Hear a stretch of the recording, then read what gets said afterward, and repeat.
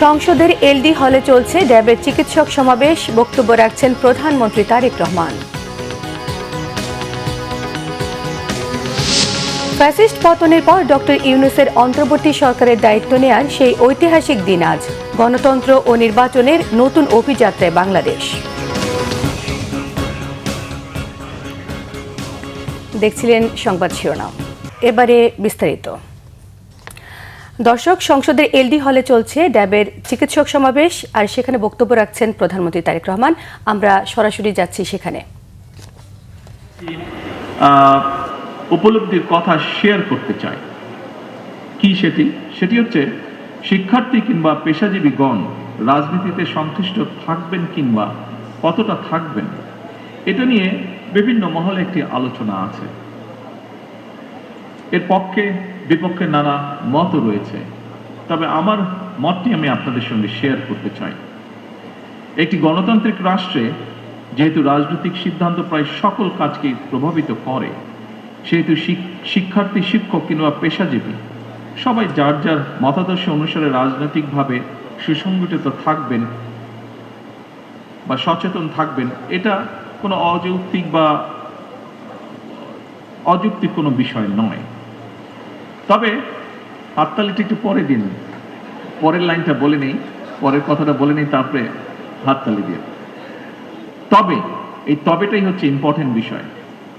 তবে রাজনৈতিক সম্পৃক্ততা যেন নিজেদের পেশাগত দায়িত্ব পালনে বিঘ্ন না ঘটায় বা বিঘ্ন ঘটার কারণ না হয়, সেটি হচ্ছে মোস্ট ইম্পর্টেন্ট।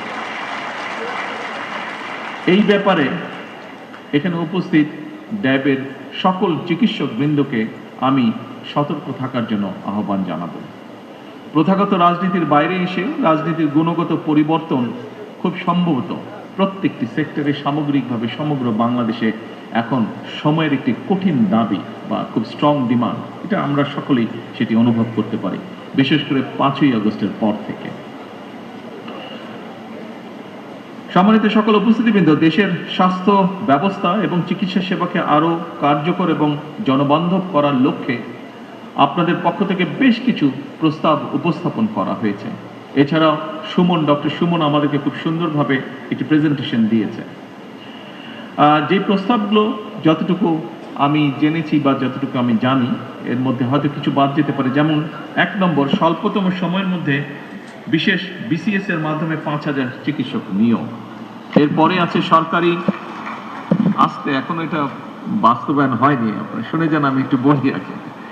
এরপরে যেটি আছে সরকারি চাকরিতে চিকিৎসকদের বয়সসীমা, আপনাদের যেটি দাবি আছে 32 থেকে 34 বছরে উন্নীত করা। চিকিৎসকদের অবসরের যে বয়সসীমা, সেটিও 61 থেকে 65 বছরে উন্নীত করা। চিকিৎসক এবং রোগী উভয়ের নিরাপত্তা নিশ্চিত করতে একটি সময়োপযোগী স্বাস্থ্য সেবা সুরক্ষা আইন প্রণয়ন। এরপরে উপজেলা এবং প্রত্যন্ত অঞ্চলে কর্মরত চিকিৎসকদের জন্য বিশেষ ভাতা প্রণোদনার ব্যবস্থা। এরপরে যেটি আমার মনে আছে সেটি হচ্ছে বেসরকারি খাতে কর্মরত লক্ষাধিক চিকিৎসকদের জন্য একটি সুনির্দিষ্ট ও ন্যায্য বেতন কাঠামো প্রয়োজন। এবং খুব সম্ভবত আরেকটি দাবি আছে, শুধুমাত্র রাজনীতি কেন্দ্রিক না রেখে বিভাগ, জেলা, উপজেলা পর্যায়ে বিশেষিত হাসপাতাল প্রতিষ্ঠা। উপস্থিত সকল চিকিৎসক বৃন্দ, আপনাদের অবস্থান থেকে যদি আমরা চিন্তা করি, তাহলে এই দাবিগুলো হয়তো বা খুব একটি অযৌক্তিক নয়। তবে এই ব্যাপারটিও কিন্তু আমাদের সকলের একটু বিবেচনার মধ্যে থাকা উচিত। সেটি হচ্ছে বর্তমান সরকার যখন দায়িত্বভার গ্রহণ করেছে, আমরা একটি ভঙ্গুর রাষ্ট্র পেয়েছি বলা যায়। আমরা পেয়েছি একটি দুর্বল অর্থনীতি, বিভাজিত প্রশাসন, ভঙ্গুর শিক্ষা বা ভঙ্গুর স্বাস্থ্য ব্যবস্থা। সেই অবস্থা থেকে সরকার চেষ্টা করছে সমগ্র দেশকে সফলভাবে ঘুরে যাতে দাঁড় করাতে পারে। সকল উপস্থিতিবৃন্দ, চিকিৎসক ভাই ও বোনেরা, এমন পরিস্থিতিতেও রাষ্ট্র, রাজনীতি, শাসন, প্রশাসনে ফ্যাসিবাদের সুবিধাভোগীরা কিন্তু বসে নেই। সাম্প্রতিক সময় আপনারা নিশ্চয়ই খেয়াল করেছেন, একটি চক্র খুব সুকৌশলে জ্বালানি কিংবা বিদ্যুৎ সেক্টরকে অস্থিতিশীল করার জন্য সক্রিয় বেশ সক্রিয়, তারা বিভিন্নভাবে বিভিন্ন বিভ্রান্তিকর বক্তব্য উপস্থাপন করছে। সরকার কিন্তু একবারও অস্বীকার করেনি যে বহু মানুষ, বাংলাদেশের বহু মানুষ এই মুহূর্তে বিদ্যুৎ ও গ্যাস সংক্রান্ত বিষয় অনেক কষ্ট ভোগ করছে, আমরা জানি এটি। তবে আমি মাত্র উল্লেখ করেছি, আমরা সামগ্রিকভাবে একটি ভঙ্গুর অবস্থা বা ব্যবস্থা আমরা উত্তরাধিকার সূত্রে পেয়েছি। গ্যাস বা জ্বালানি বা পেট্রোল, সামগ্রিকভাবে জ্বালানি খাতে যেই অপরিকল্পিতভাবে প্ল্যান প্রোগ্রামগুলো গ্রহণ করা হয়েছিল, অথবা বিগত দিনগুলোতে কোনো নির্দিষ্ট মহলকে সুবিধা পাইয়ে দেওয়ার জন্য যে সকল নীতি গ্রহণ করা হয়েছিল, তার খেসারত সমগ্র দেশ, দেশের মানুষ এবং বর্তমান সরকারকে বহন করতে হচ্ছে। সেজন্যই আমরা এর মধ্যে কাজ শুরু করেছি। আমরা কাজ করেছি যে এই যে অপরিকল্পিত প্ল্যান যেগুলো ছিল, যা আমাদের জ্বালানি খাতকে একটি বিপদের মুখে ফেলে দিয়েছে, কিভাবে সেটিকে সঠিক করে নিয়ে আসতে পারি, আমরা কিভাবে এমন একটি পরিকল্পনা আমরা উপস্থাপন করতে পারি যা বাস্তবায়নের মাধ্যমে এই পেট্রোল বলুন, গ্যাস বলুন বা সামগ্রিকভাবে জ্বালানি খাত বলুন, এর থেকে দেশ এবং দেশের মানুষকে ধীরে ধীরে আমরা সংকট থেকে ধীরে ধীরে আমরা বের করতে পারি, বের করে নিয়ে আসতে পারি। সম্মানিত উপস্থিতিবৃন্দ, সরকার শিক্ষা, স্বাস্থ্য, জ্বালানি সহ প্রতিটি সেক্টরকে স্বয়ংসম্পূর্ণ এবং স্বনির্ভর করতে বাস্তবমুখী পরিকল্পনা গ্রহণ এবং তা বাস্তবায়নের কাজ এরই ভিতরে শুরু করেছে। বাংলাদেশের স্বাস্থ্য এবং চিকিৎসা ব্যবস্থাকে আধুনিক করতে এবং স্বয়ংসম্পূর্ণ করতে সরকার ইতিমধ্যেই প্রথমবারের মতন স্বাস্থ্য খাতে দ্বিতীয় সর্বোচ্চ বাজেটকেও বরাদ্দ করেছে।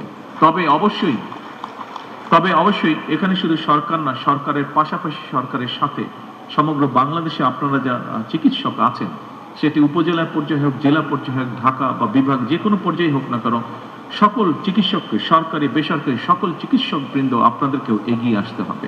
আপনাদের সহযোগিতা, সমর্থন, সাহায্য ছাড়া অবশ্যই সরকারের পক্ষে এগুলোকে বাস্তবায়ন করা সম্ভব হবে না। আমাদের সকলের মিলিত প্রচেষ্টার মাধ্যমে যে জিডিপির যে 5% আমরা নিয়ে যেতে চাচ্ছি স্বাস্থ্য খাতে, এটিকে যদি সঠিকভাবে প্রয়োগ করতে হয়, এর মাধ্যমে যদি দেশ এবং মানুষকে বেনিফিট দিতে হয়, তাহলে অবশ্যই আমাদের সকলকে একসাথে কাজ করতে হবে। এর বাইরেও যত দ্রুত সম্ভব হেলথ কার্ড চালু করার কাজ আমরা চেষ্টা করছি বাস্তবায়ন করতে। এর বাইরে প্রতিটি উপজেলা স্বাস্থ্য কমপ্লেক্সকে 101 শয্যা বিশিষ্ট হাসপাতালে উন্নীত করার সিদ্ধান্ত এরই ভিতরে নেওয়া আছে, যা আপনারা সকলেই অবগত আছেন। তবে যেটি আমি দৃঢ়ভাবে ব্যক্তিগতভাবে বিশ্বাস করি, চিকিৎসকগণ যদি সেবার মানসিকতা নিয়ে নিজেদেরকে নিবেদিত না রাখেন, তাহলে এই অবকাঠামোগত উন্নয়ন দিয়ে কিন্তু আমাদের সফলতা আসবে না। দর্শক, ড্যাব আয়োজিত চিকিৎসক সমাবেশ দেখছিলেন, যেখানে বক্তব্য রাখছেন প্রধানমন্ত্রী তারেক রহমান। 24 5 আগস্ট ছাত্র জনতার অভ্যুত্থানে শেখ হাসিনার পালানোর পর অনেকটাই সরকারবিহীন বাংলাদেশ। সবার মধ্যে কৌতূহল, কে ধরছেন দেশের হাল। নোবেল বিজয়ী ডক্টর মোহাম্মদ ইউনূস ছাত্র জনতার প্রথম পছন্দ হলেও তিনি দেশে না থাকায় অপেক্ষা করতে হয়েছে 3 দিন। 8 আগস্ট ফিরলে বিমানবন্দরে তাকে স্বাগত জানান সর্বস্তরের মানুষ। সেদিন রাত 8টায় বঙ্গভবনে অন্তর্বর্তী সরকারের প্রধান উপদেষ্টায় শপথ নেন ডক্টর মোহাম্মদ ইউনূস। উপদেষ্টায় শপথ নেন আন্দোলনের ফ্রন্টলাইনার 2 ছাত্র প্রতিনিধি ছাড়াও সুশীল সমাজ এবং সামরিক বেসামরিক সাবেক কয়েকজন আমলা। বিস্তারিত মুহিবুল্লাহ মুহিবের রিপোর্টে। মাননীয় প্রধানমন্ত্রী পদত্যাগ করেছেন।